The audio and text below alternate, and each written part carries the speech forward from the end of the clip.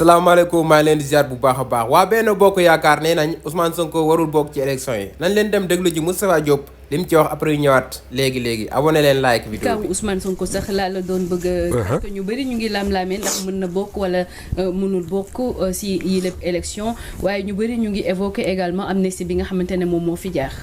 waaw c'est un cas intéressant boo xam ne du man intéressant parce que jërul coow jërul wax.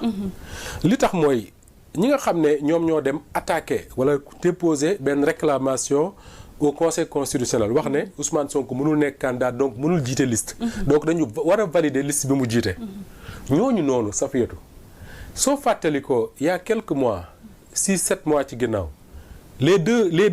ñi nga xam ne ñoo coalisé tey. muy PDS ak APR. ñoom ñoo àndoon dem jiiñ les juges du conseil constitutionnel. ne dañ leen a corrompre. ñoom ñoo àndoon dem teg benn nu ñu koy wax sax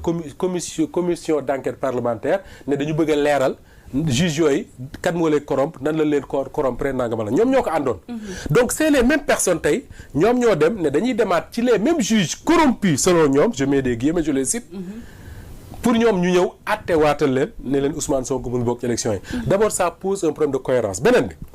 mooy Macky Sall mi nga xam ne parce que je crois que il nous est pratiquement interdit maintenant de dire président Macky Sall. il faut dire Macky Sall comme ni ñuy waxee Barthélémy Diaz comme ni ñuy waxee Malick Gakou Déthié Fall Amadou Ba et cetera parce que c'est un chef de parti un candidat comme ñëpp. Mame Birame Wathie disait même c'est un chef de gang mais bon disons que c'est un chef de parti donc Macky Sall. jaajëf gars yi déglu ngeen première partie bu pare après dañuy dem déglu ji deuxième partie bi li Moustapha Diop wax ci Ousmane Sonko ak Macky Sall ak ñi nga xam ne ñoo voté woon loi amnistie bi ba pare bu Ousmane Sonko mën a bokk ci ay élection après ñoom ñooñu noonu ñoo taxawaat ne Ousmane Sonko warul bokk ci élection yi pourtant élection yi nii passé Ousmane Sonko voté na Barthélémy Dias bi nga xam ne moom la ñuy coow tey voté na waaw ñoom ñaar ñëpp a voté te ñoom ñaar gars yi ñoo ngi werante ndax ñoom war nañ bokk ci élection yii nii waruñ ci bokk nañ leen dem déglu ji Moustapha Diop ci deuxième partie bi sama gars yi. Macky Sall moom 2024 vers le mois de janvier ou quelque chose comme ça Macky Sall moo fi taxaw ci benn émission mu wax ne moom dafa bëgg Ousmane Sonko bokk ci élection yi. ne bu ñu ko déggalee Ousmane Sonko dafa war a bokk ci élection yi le même Macky Sall moo fi taxaw ne day def une loi d'amnistie pour que réew mi juboowaat et que ñu bëgg a bokk ci élection yëpp bokk. loi d'amnistie bi ñu bari naan Ousmane Sonko moo tax mu jóg. donc le même Macky Sall tey moo jiite liste bi nga xam ne mooy dem conseil constitutionnel pour attaquer. ki nga xam ne moom dafa waxoon ne day teg loi d'amnistie pour mu mën a bokk ci élection yi benn wala ñaar ñetteel ba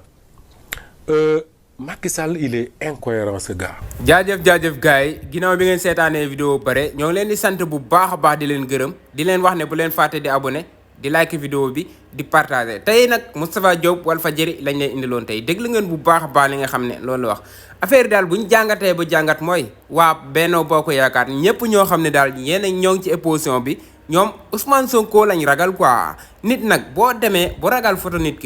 ki rek nit war a dugg ci urne yi pour voter gis ci photo Ousmane Sonko loolu kese ngay ragal kooku noonu est-ce que dana am fitu jàkkaarloo Ousmane Sonko ci physiquement quoi est-ce que dana am fitu jàkkaarloo Ousmane Sonko physiquement pourtant photom kese la ñuy ragal nii gis nga Ousmane Sonko bu nekkul woon tête de liste Pastef bu nekkul woon tête de liste bu Pastef billaay recours du am dara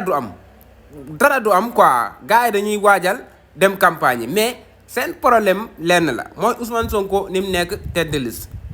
loolu kese mooy seen problème nit dugg rek gis photo yi nii gis photo Ousmane Sonko gis photo Abdou Mbow gis photo gars yi non gis photo Macky Sall dafa xam ne sénégalais yi dañoo doyal ci moom sëkk loolu moom Macky Sall ku ko yeewoon xaaju guddi ne ko sénégalais yi ñoo ngi lay bëgg ba léegi yaa ngi ci xolu sénégalais yi ba léegi nii xam naa da lay daggal saaga ndey quoi ne la yow waxoo dëgg ndax moom ci boppam xam na ne